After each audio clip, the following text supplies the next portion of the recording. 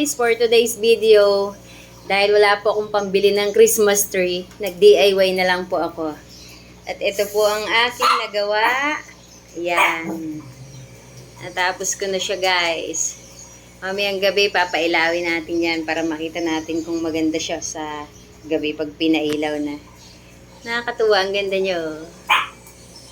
Diba guys? Ang materialis niyan guys, ano lang, basket, tsaka PVC. Yan lang po yung ginawa ko. Ang ganda. So hanggang dito na lang guys. Mamayang gabi, papailawin natin yan. Ipapakita ko po sa inyo. Ganyan na lang muna. Mamayang gabi, papailawin natin yan guys. So guys, ito na.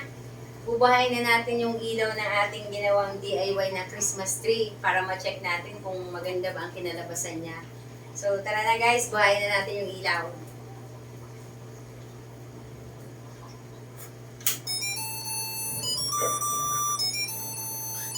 So ayan na siya guys, pag may ilaw. Ito na ang ating DIY Christmas tree. At maganda naman siya. Yay! Ang ganda apple, di ba? Ang ganda ng Christmas tree natin.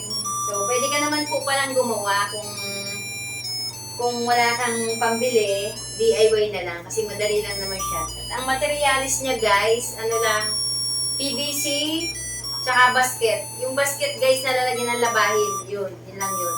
Papakita ko rin po dun sa ginawa kong video kung paano siya ginawa. Sasama ko po yung paano siya gawin. Guys, ito nga po pala yung video habang ginagawa ko siya.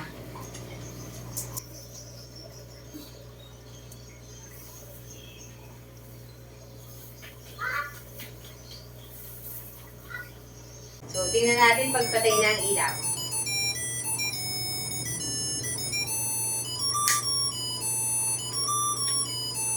So, ayan siya guys. Pag pinatay na yung ilaw, ang ganda naman niya.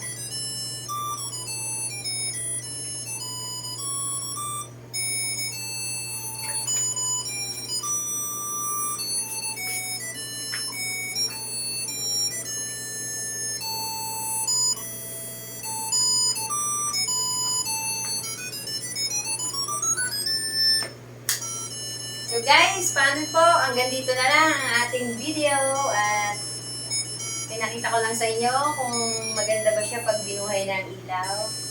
So bye guys! Thank you for watching!